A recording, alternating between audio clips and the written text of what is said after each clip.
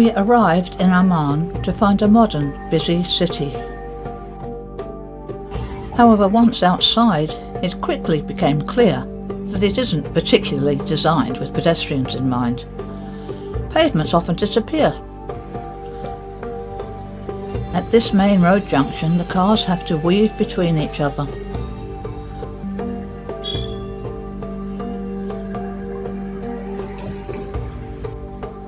That said, the shaded areas in the middle of the road were a welcome relief from the heat. The following day, our small group of 3 set out to explore properly. And it is the most preserved one.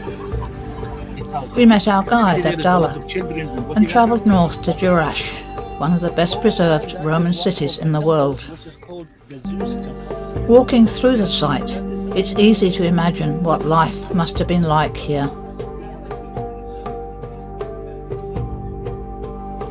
The columns are still standing after centuries, and Abdallah explained how they're designed to move slightly during earthquakes, helping them survive. These stones were connected with each other and also to prevent... In the theatre, we tested the acoustics, and even a quiet voice carried clearly across the space. Ladies and gentlemen, okay, yeah.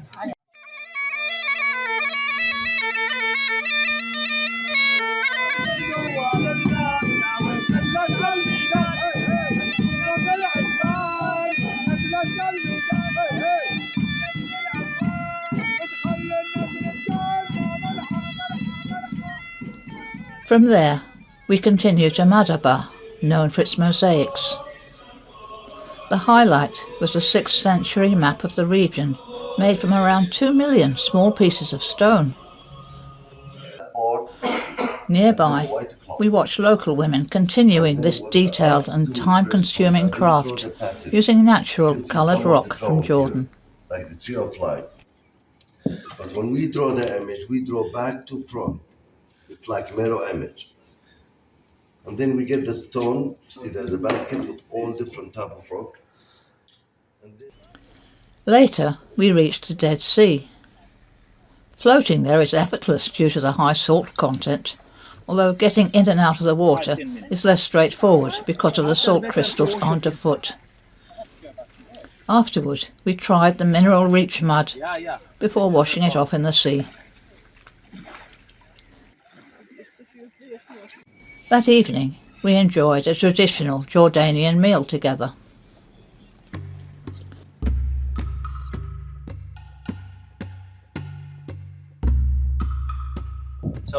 Next morning, we were really in Petra. Here it was 1200 BC. To sit, and we have different service room. This is the room here for the relative of that person. The other one will be okay inside. Some of them The approach is through the Sikh, a long, narrow gorge, its walls rising high above us.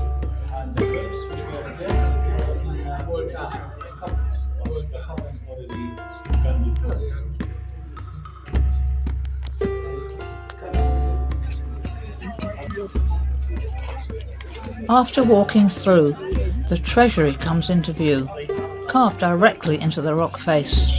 It's an impressive sight, not just for its size, but for the detail and precision involved.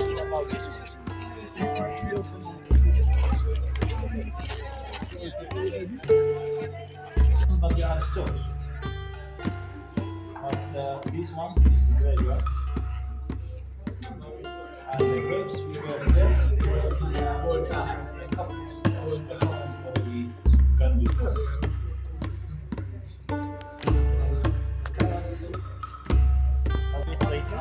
because it is shaded before the people coming, and we will explain about this. Petra itself is much larger than this single building. There are tombs, temples and pathways spread across the area. Originally it's an Nabatean, it was before Christianity, and that is dated to the 1st century BC. Okay, let's go inside. Pavement, and this is the biggest work. Petra. Hundreds of thousands of tons weight, but they are stones. But these ones is the graveyard, and the graves which were there. By the end of the day, we leave tired, but in awe of what we have seen. To the left. The following day, we visited the remains of a Neolithic village dating back around 8,000 years. A reconstructed dwelling helped give some context to what remains on the site. We then went on to Little Petra. Once a meeting place for traders, its carved buildings echo the grandeur of its larger neighbour.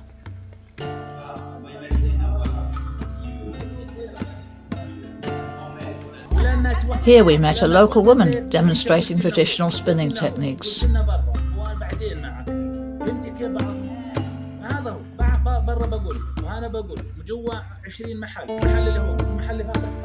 We stopped briefly to study the only train left in Jordan, now a tourist attraction.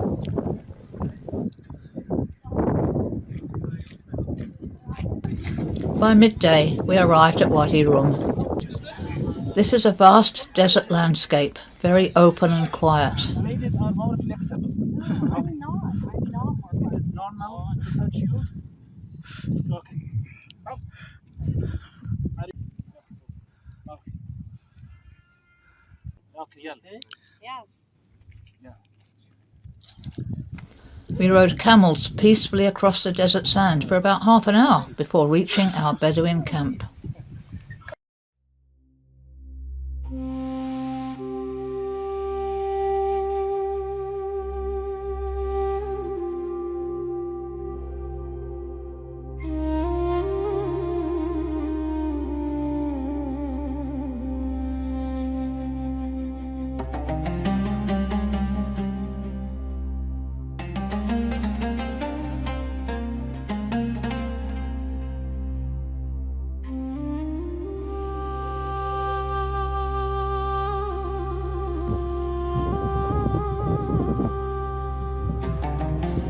There we enjoyed our simple meal.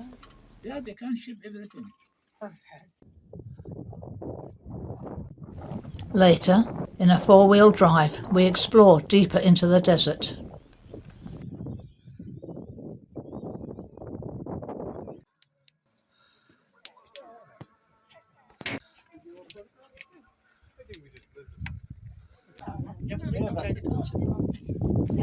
There was time to climb a sand dune.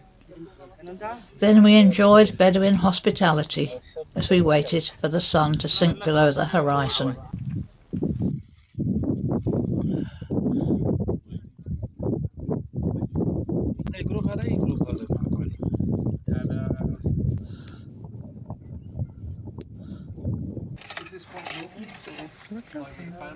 Dinner was prepared in a traditional way known as a zarb and cooked underground in the sand.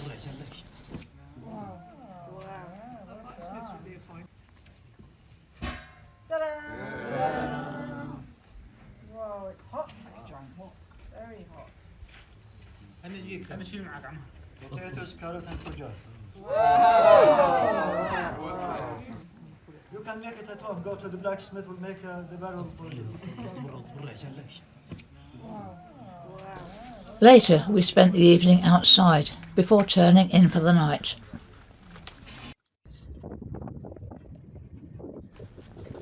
We left early the next morning to catch the ferry from Aqaba to Taba in Egypt.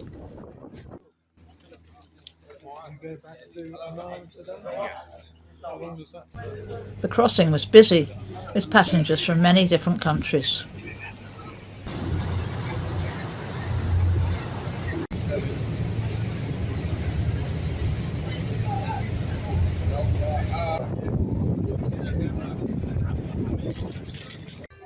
Our first stop in Egypt was a resort near Dahab. It was comfortable, though quite different in style from the rest of the trip, and a little too far from the town to walk easily.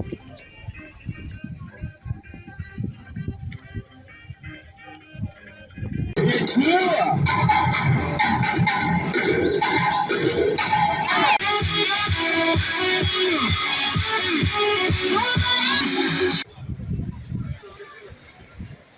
1.5 meters, and after that we are 110 meters deep. So we try to The next day we visited the Blue Hole, a well-known diving site.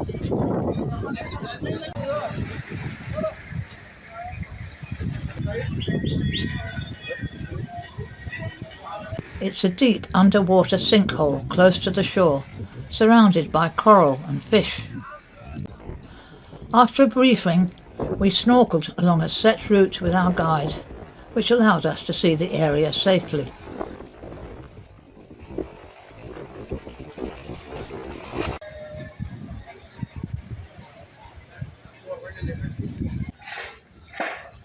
The small town of Dahab also attracted many divers.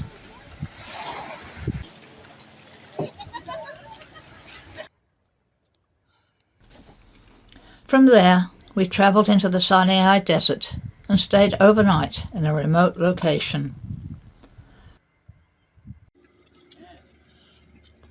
Some of the group chose to climb Mount Sinai early the next morning to see the sunrise. Afterwards, we visited St. Catherine's Monastery, traditionally associated with the story of Moses and the burning bush.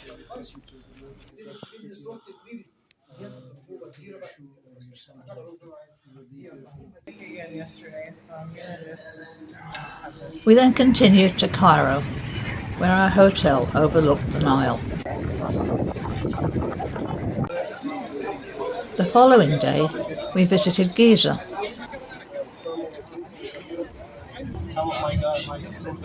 The pyramids are vast, and the scale is difficult to appreciate until you're close to them. Here, guys, we're talking about the tombs of the pharaohs from the old kingdom times. How many kingdoms we have? We have 3 different kingdoms: the old one, the middle one, and the new one. Right? Cedar wood will be coming from where? From Lebanon. Right? We don't have cedar wood in Egypt. Right?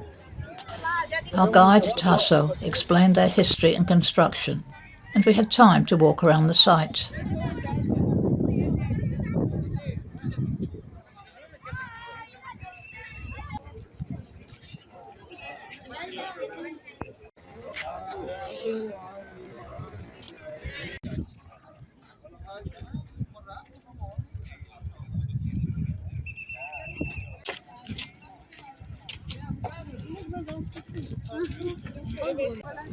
Nearby, we also saw the Sphinx, though the area was very crowded here.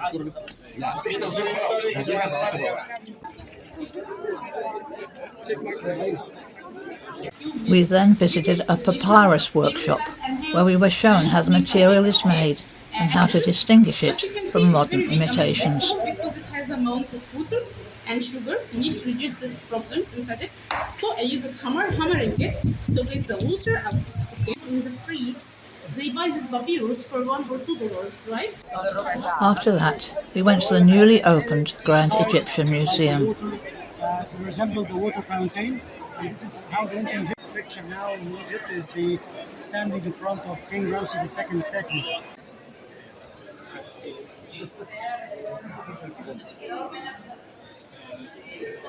It was busy, but we were able to see a wide range of artifacts, including those from the tomb of Tutankhamun.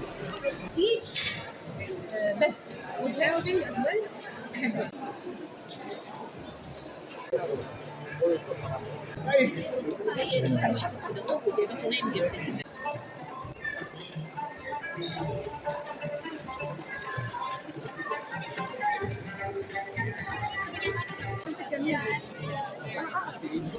At the centre was the famous Golden Mask.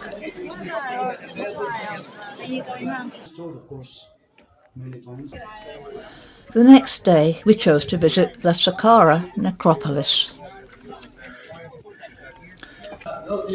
We were able to enter our first tomb, that of King Unas.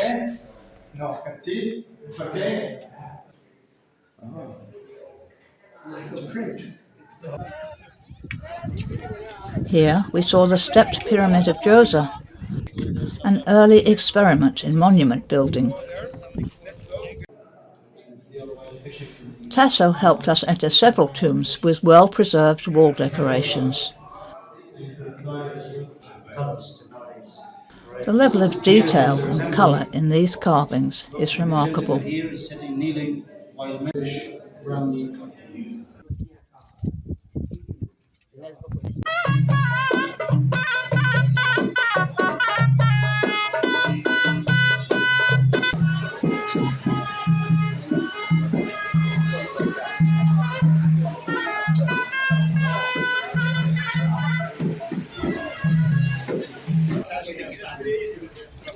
A visit to the original Egyptian museum offered many more artifacts.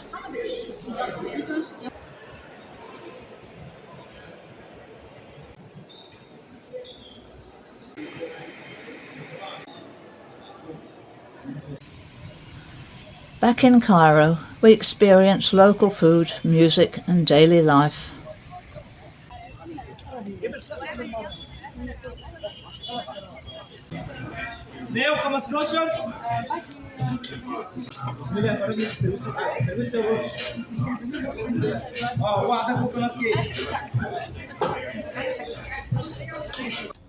That evening, we boarded an overnight train to Luxor, travelling in individual sleeping compartments. On arrival, we went straight to Karnak Temple to avoid the crowds.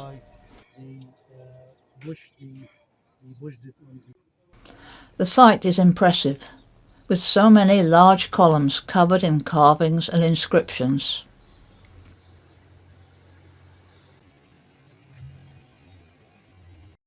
what was actually happening 100 years before when Amenhotep III started to erect the building.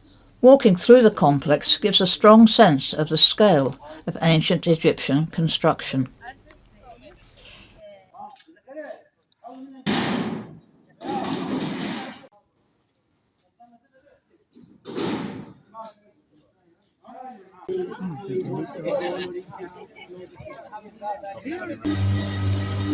Later, we took a felucca out onto the Nile.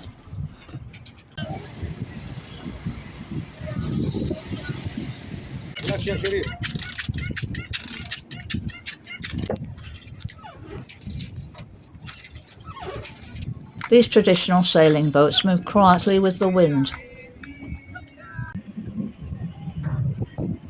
And for a time, it was very peaceful, drifting along the river.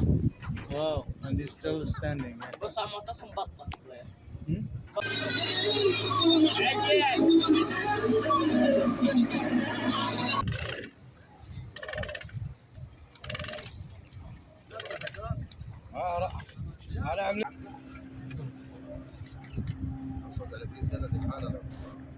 The next day, we visited the Valley of the Kings. The tombs are reached by walking down into the rock.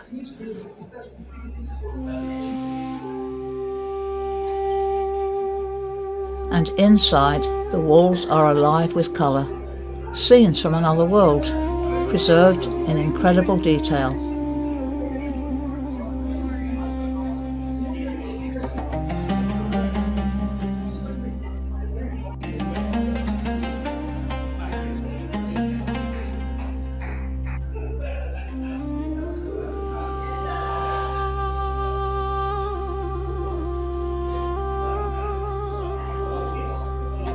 We walk long passageways into the burial chambers, each one telling its own story.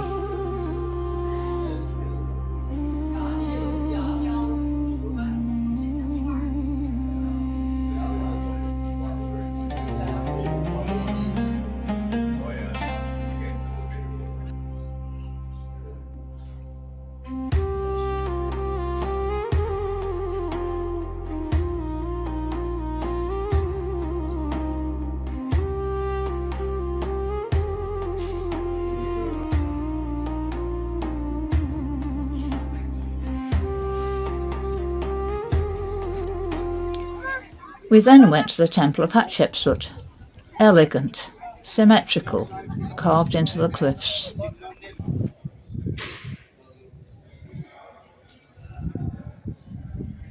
Not far away, the Colossi of Memnon, Two enormous statues standing watch over the landscape. Lunch that day was at the home of our felucca captain, where we were given a traditional meal prepared by his family.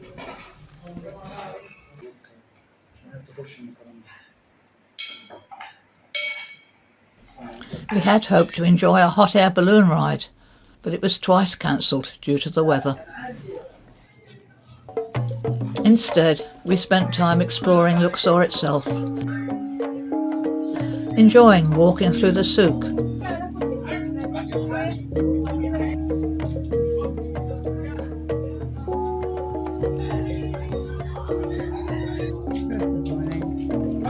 It was a chance to see everyday life away from the main historical sites.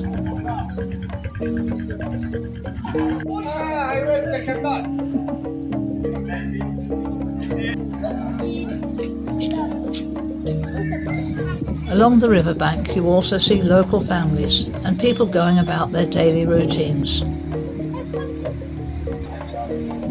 Luxor is a popular destination, particularly for cruise ships.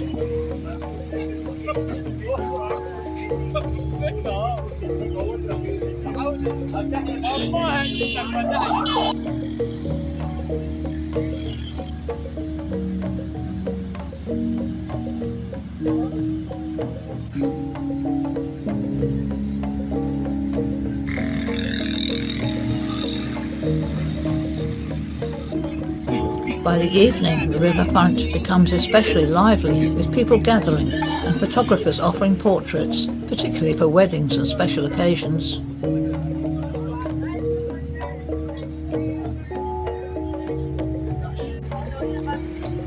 And so the journey comes to an end, covering a wide range of landscapes from desert to city and a long span of history along the way.